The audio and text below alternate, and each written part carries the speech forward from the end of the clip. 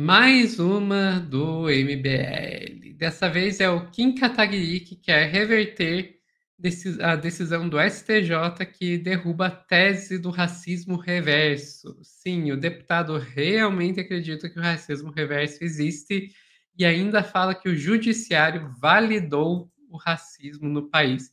É uma tristeza, né? É uma tristeza. Quem vai trazer isso pra gente é a Daiane Oliveira aqui no Plantão no Meteoro.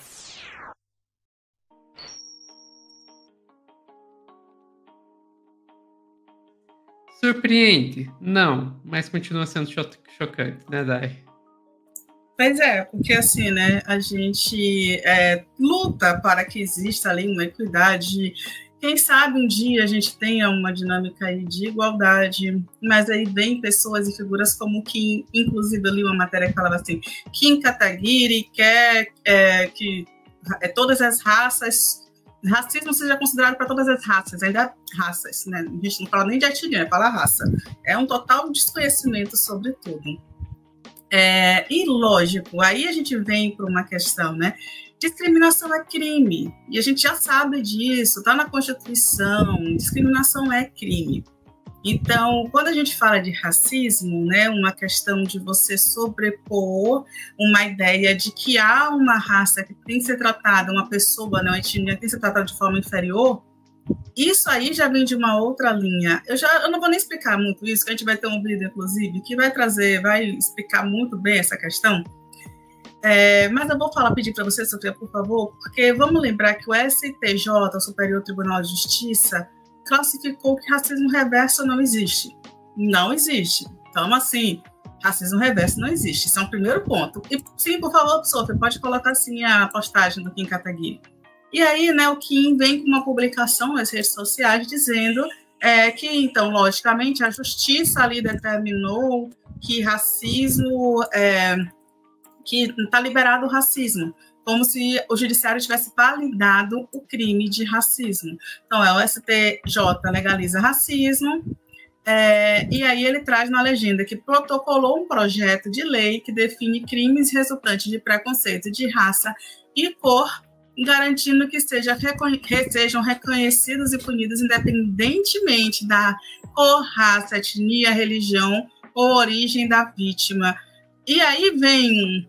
Eu não posso reagir como ele geralmente reage nesse tipo de vida, né? Que é com aquela forma bem estridente. Mas é assim, sabe o meme do Chaves, Sofia?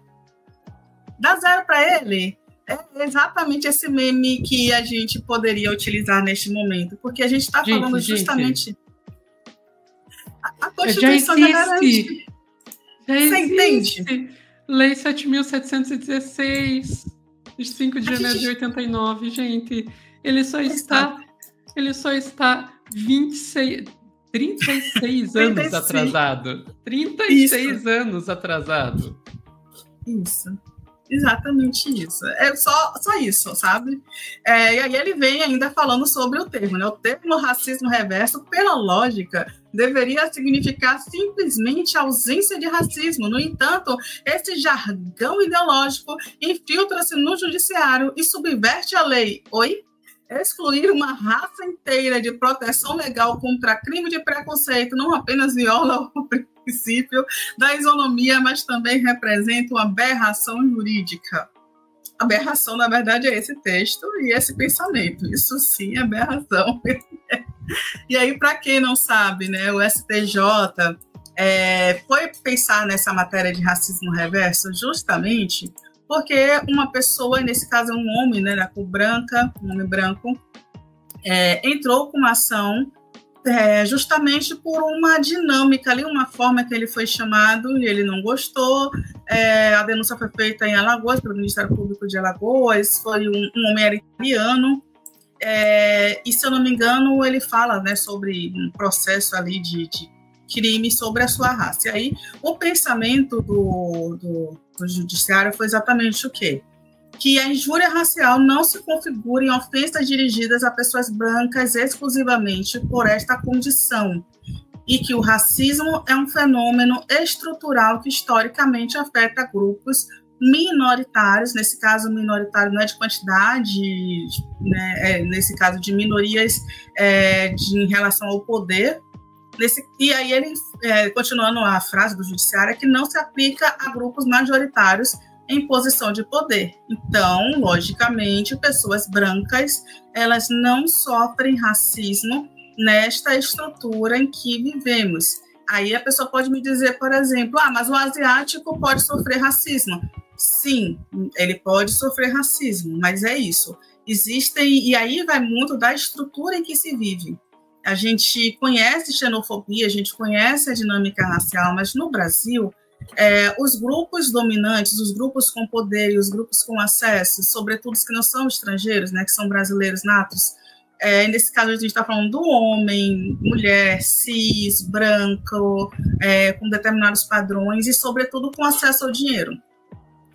E essas pessoas, elas acreditam, nesse caso aí, que estão acima de qualquer outro corpo que seja esse dissidente. Então, pessoas negras, pessoas, mesmo que não sejam negras, mas que sejam pobres, pessoas de uma profissão distinta, uma profissão trabalhador braçal. Então, existe toda uma dinâmica que não é também só racial, mas que tem um envolto na relação racial. Então, a gente precisa falar que é uma relação socio-racial. É assim que a gente também identifica determinadas dinâmicas de violência.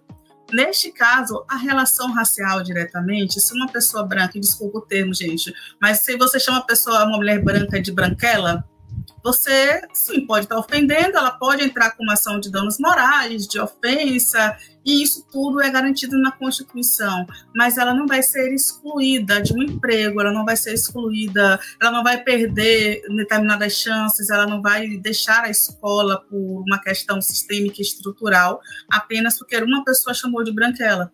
Então é isso, a gente precisa compreender que existe uma estrutura e uma dinâmica que é extremamente violenta. E aí eu vou te pedir, Sofia, para trazer o segundo vídeo que explica muito bem, né? Aí o pessoal vai fazer assim, CNN, então, só ouçam a Basília Rodrigues, por gentileza, que a Basília vai comentar a relação da decisão do STF e explica muito bem, para não sobrar dúvidas de que esse projeto do Kim Kataguiri é apenas mais um projeto totalmente estúpido e que não faz sentido algum. Por favor, Sofia. Mais informações sobre isso, para destrinchar esse assunto, Elisa, porque em pleno 2025 ainda tem branco dizendo que pode ser vítima de racismo, ainda mais por uma pessoa negra. Em nenhum momento está sendo dito que uma pessoa negra pode xingar, ofender uma pessoa branca. Diga-se de passagem, ninguém, independentemente da cor, pode ofender outra pessoa.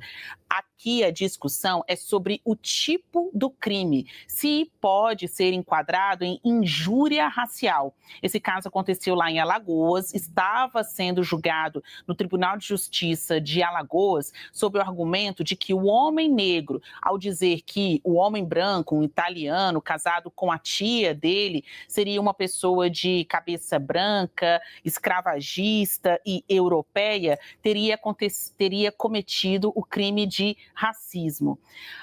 Os ministros do Superior Tribunal de Justiça, sexta turma, entendeu, seguindo o voto do ministro relator Og Fernandes, que não há como uma pessoa branca ser vítima exatamente de injúria racial, porque esse ataque a uma pessoa pela etnia, cor, raça ou procedência nacional, que é chamado injúria racial, é limitado a alguns grupos. E no caso, em razão da cor da pele, o racismo tem mesmo como vítima a pessoa negra. E quase sempre ela é a vítima cravada aí de ataques por aqueles que fazem parte de um grupo privilegiado e que se diz dominante. Então, não dá para você inverter as coisas, achar que a pessoa que é branca e faz parte desse grupo socialmente, historicamente privilegiado, pode ser vítima de racismo. Claro que essa pessoa não deve ser ofendida, não deve ser atacada,